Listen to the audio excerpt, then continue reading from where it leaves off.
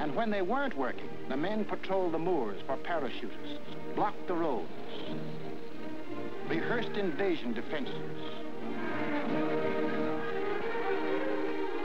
For something had happened here the Germans could never understand.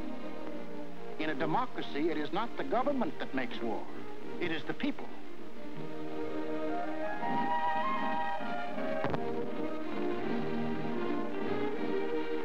To lead them, the people had chosen Winston Churchill as their prime minister.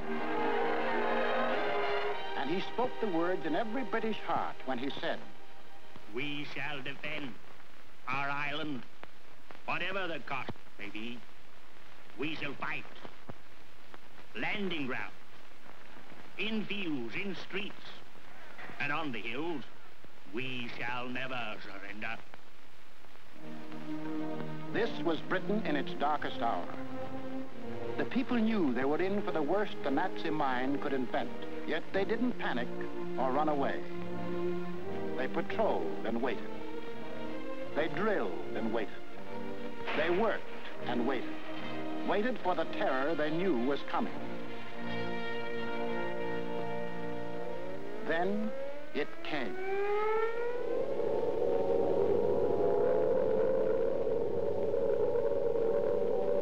That's the sound that became part of the life of every man, woman, and child in Britain.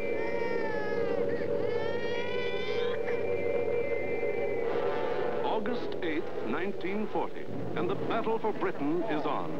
30 enemy aircraft over the channel, flying due west.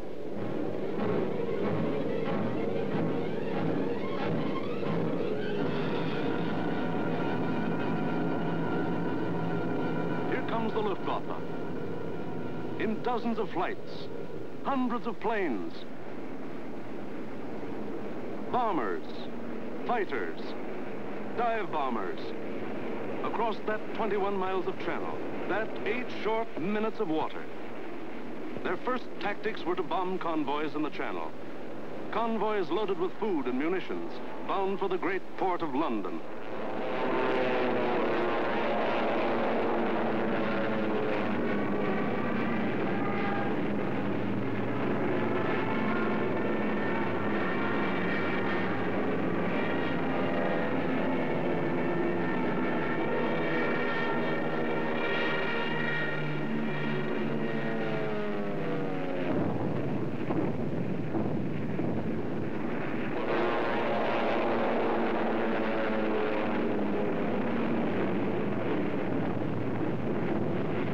German fighters waited overhead for the defending planes of the Royal Air Force, the RAF, to appear.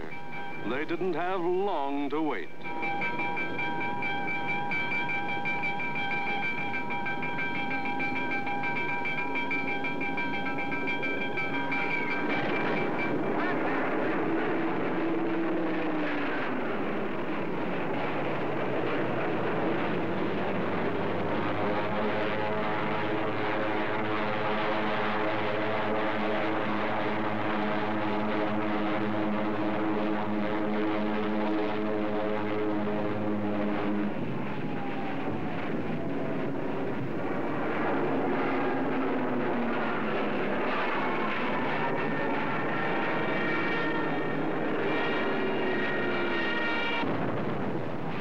RAF came, facing odds of 6, 8, 10 to 1, and dove in, shouting the old hunting cry, "Tally-ho!"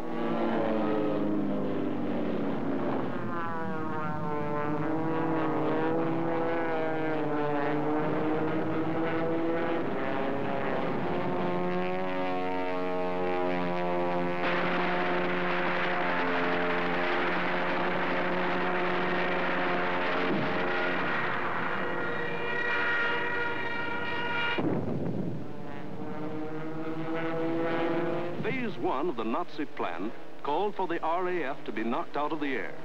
But the men of the RAF hadn't read the Nazi plan.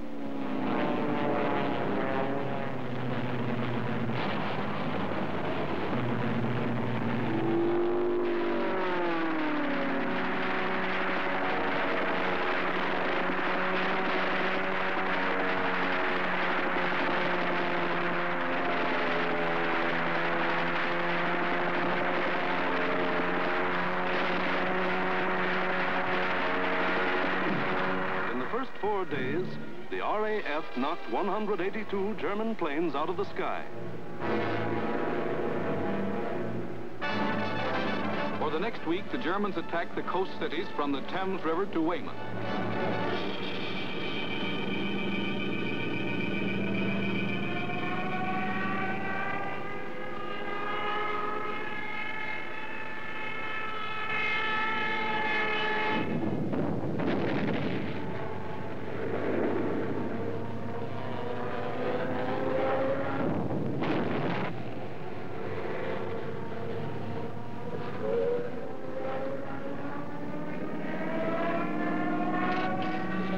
Take cover.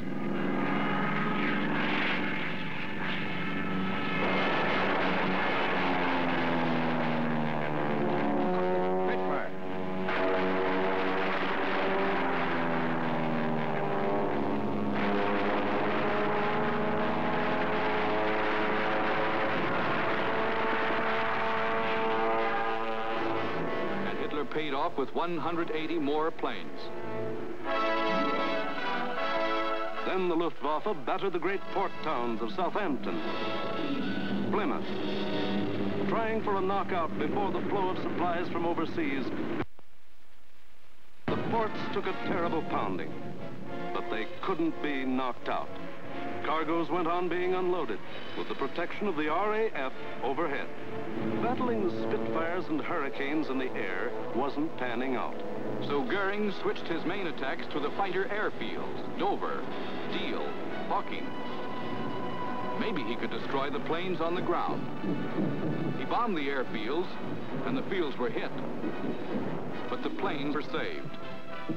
For Britain, unlike Poland and the Low Countries, didn't make the mistake of bunching its planes on the runways. The planes of the RAF were scattered and hidden, only a few on any one field, and those in the far corners. The Spitfires still went up to meet the enemy. In the first 10 days of the Battle of Britain, Goering launched 26 major attacks to get command of the air and lost 697 aircraft. The British lost 153, and 60 British pilots bailed out.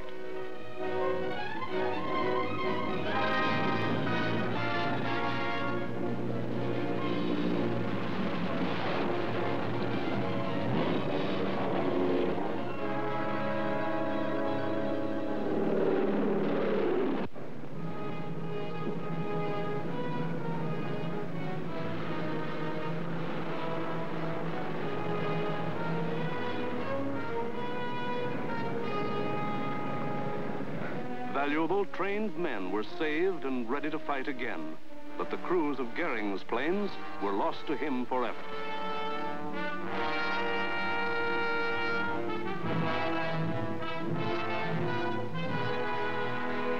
The pace was too hot. Something was going haywire. The Nazis had to call time out. On a 2,000-mile front, from Norway to France, the whole Nazi Blitz program was being stalled because the RAF was still in the air, against England.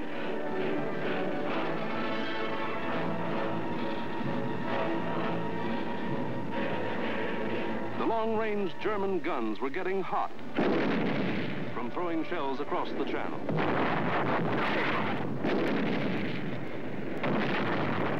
In public, Hitler assured the Germans, "Mr. Churchill tells his people that England will win, but I tell you that victory will belong to Germany."